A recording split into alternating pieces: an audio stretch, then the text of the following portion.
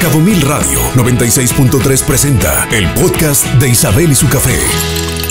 Temazo que nos trae nuestra querida Luzma Álvarez en el marco del Día del Niño, cómo educar sin violencia. Y yo creo que esto es como una idea que no quiero decir que es romántica, pero que sí muchos tenemos de la crianza, ¿no? Creo que sí se ha cambiado este tema de la nalgada, del grito, pero nos sigue costando mucho trabajo. Así que ayúdanos, por favor, Luzma. Con mucho gusto, es un tema que me encanta y como siempre quiero desromantizarlo y aterrizarlo al hecho concreto, a la individualidad, a tu persona, a tu particularidad.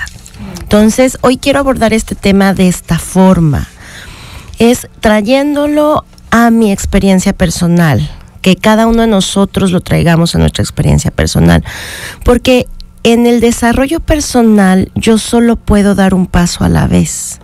La naturaleza no da saltos, las cosas no brincan de un día para otro, todo se desarrolla, todo se desenvuelve.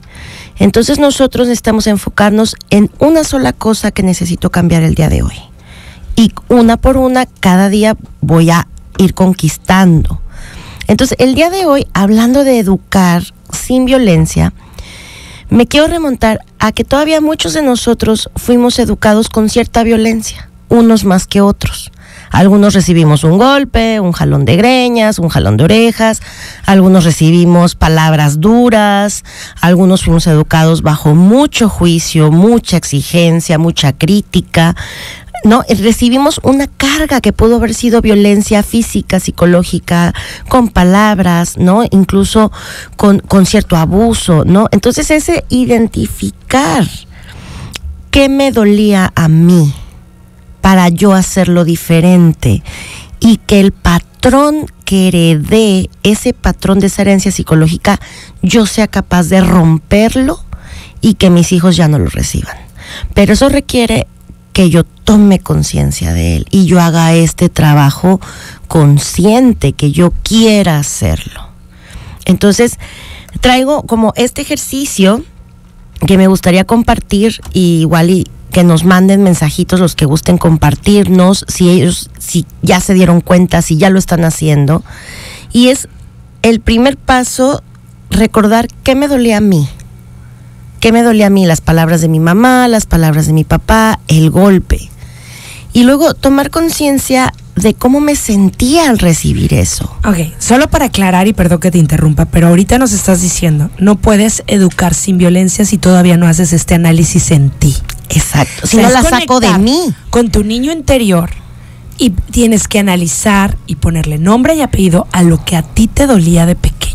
Es bien difícil, muchos podemos estar bloqueados. Claro, pero es una oportunidad maravillosa porque entonces puedo sanarme a mí misma y mientras sano a mi niño interior, le puedo transmitir a mi hijo o a mi hija esta educación diferente.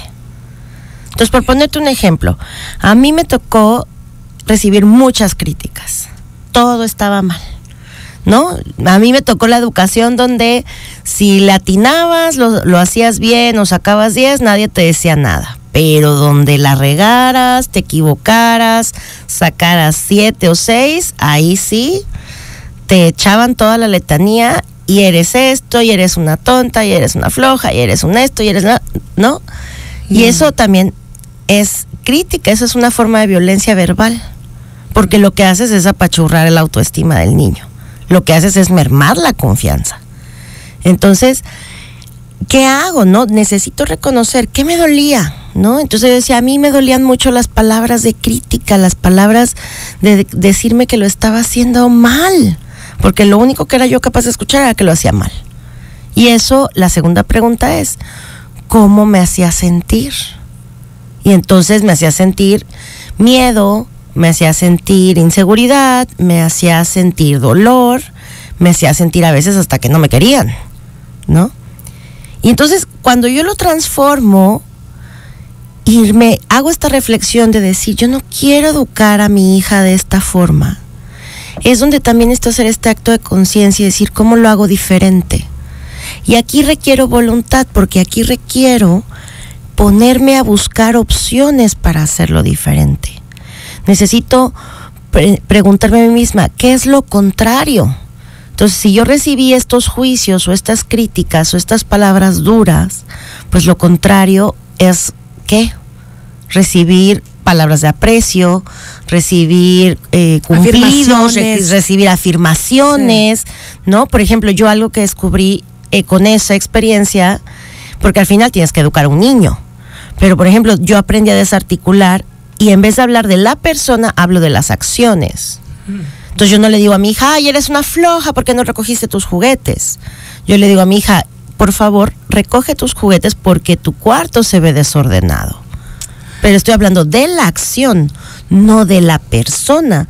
Porque cuando somos pequeños, esa sentencia, esa etiqueta que recibimos de nuestros padres, se vuelve ley.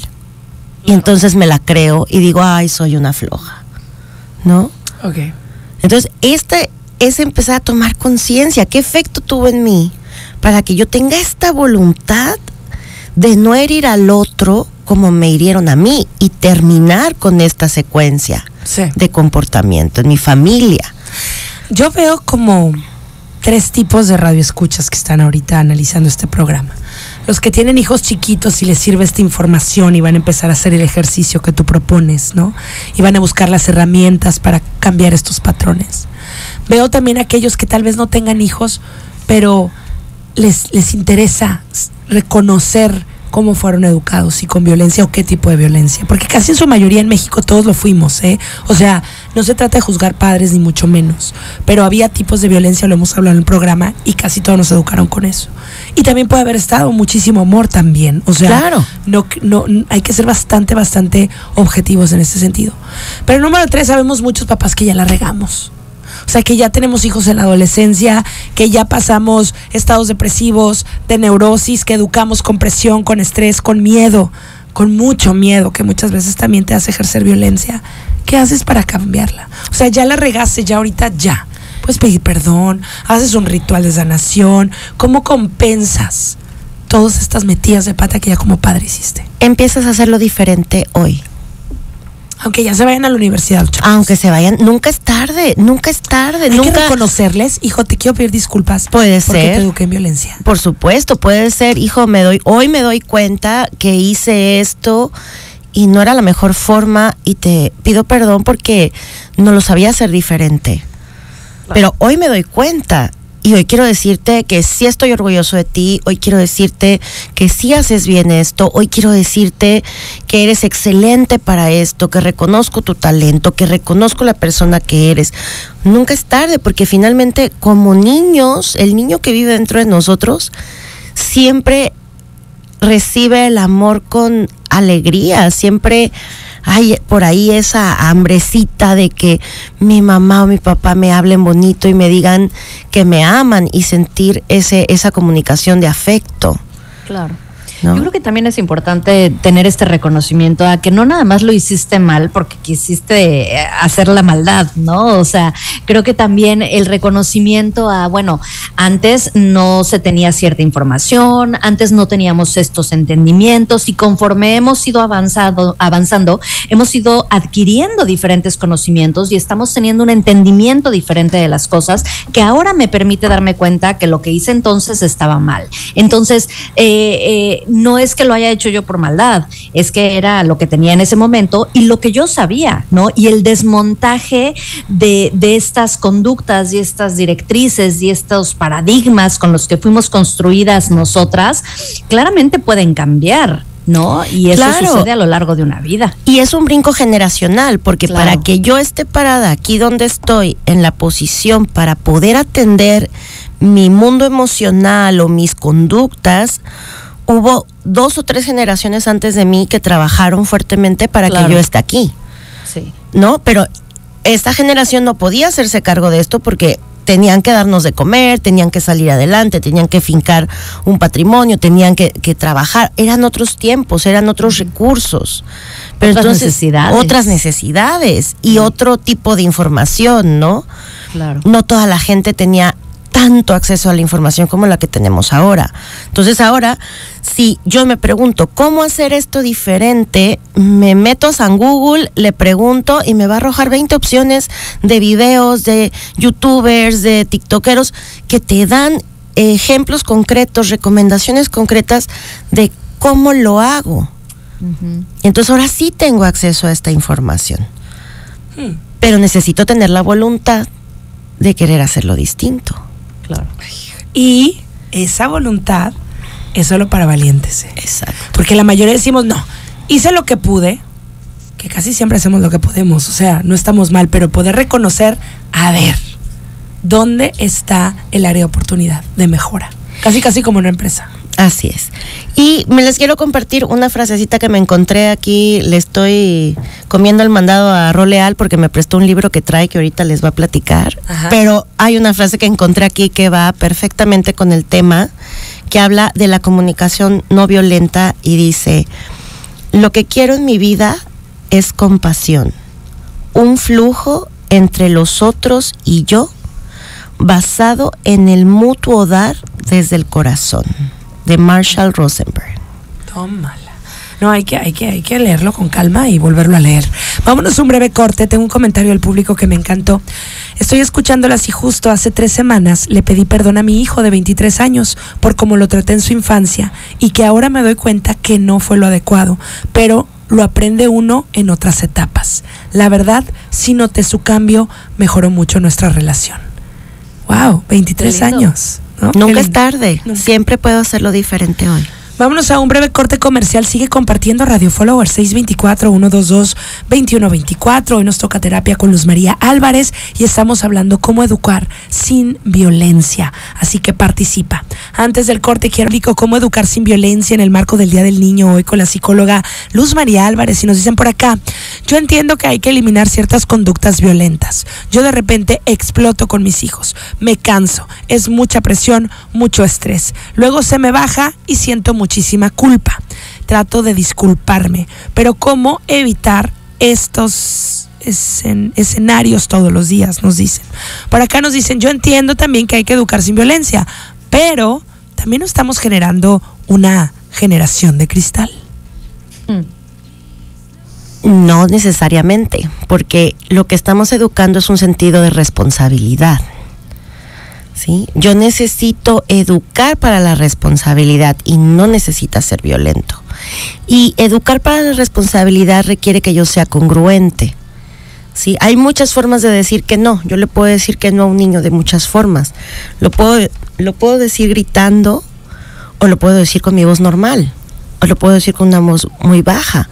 Pero lo que va a ser contundente es que yo cumpla la consecuencia que estoy ofreciendo, ¿no? Entonces, si yo le digo al niño: recoge tus juguetes, o no hay un dulce, y no recoge los juguetes, no le doy el dulce, aunque se me bote al piso a llorar y a patalear. Si yo le digo, por ejemplo, un ejemplo te puedo platicar mío, que ando en la calle con mi hija y de repente se me suelta de la mano y sale corriendo en la plaza, y no la alcanzo.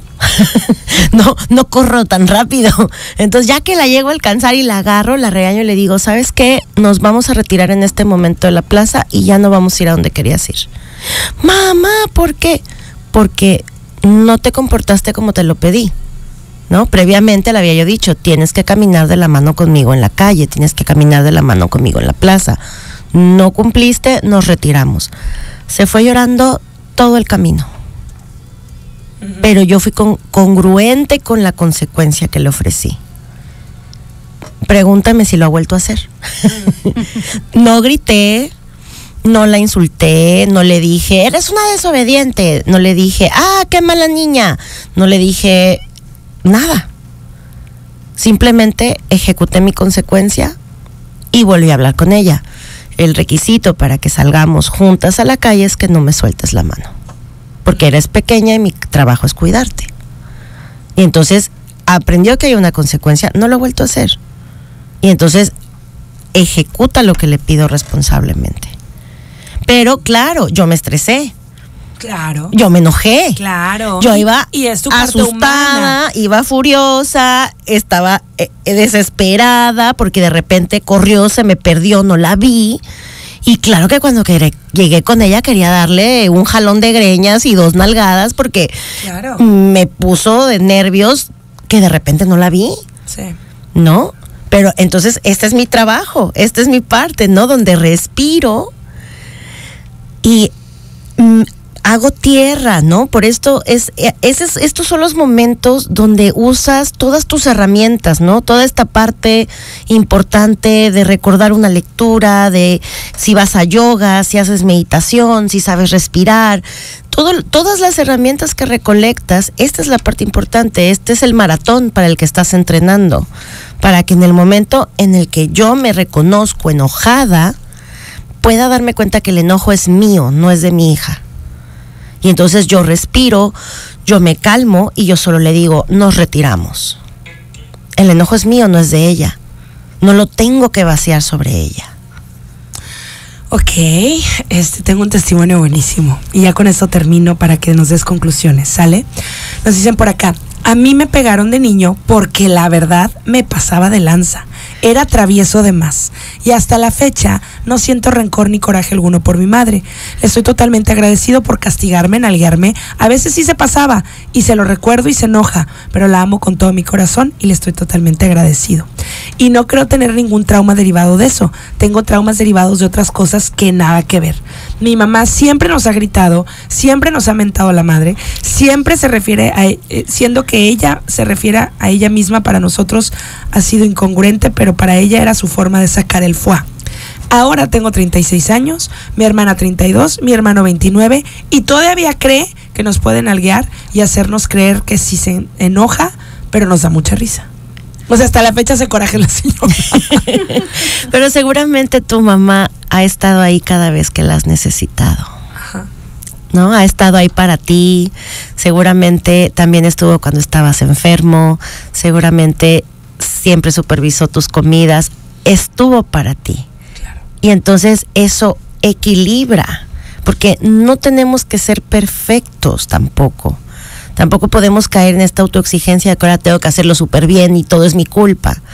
No, tengo que hacerlo desde el corazón, tengo que hacerlo lo mejor posible.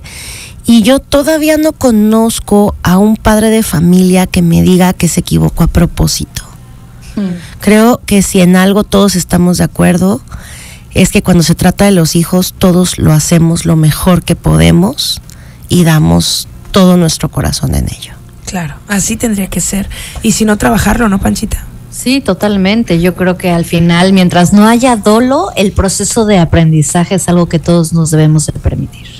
Y creo también que es bien importante no anular nuestra humanidad. Exacto. Claro. De repente queremos ser sobre todo poderosos como papás. Y creo que parte del aprendizaje para los niños es conocer la parte humana de los padres, ¿no? Claro, y se vale decirle a mi hija o a mi hijo, ¿sabes qué? Sí, me enojé. Sí. Me enojé mucho, me dolió que pasara esto, me sentí mal porque sucedió lo otro, porque esa es mi parte humana. Pero hablo de mí, hablo de mi emoción. Entonces cambio mi discurso, no es decirle, ay, mira, me hiciste enojar, ay, es que tú me hiciste sentir mal, ay, es que por tu culpa pasé por esto. No, puedo hablar desde mí, yo me enojo cuando estas situaciones pasan. Escucha a Isabel y su café por Cabo Mil Radio 96.3. Siempre contigo.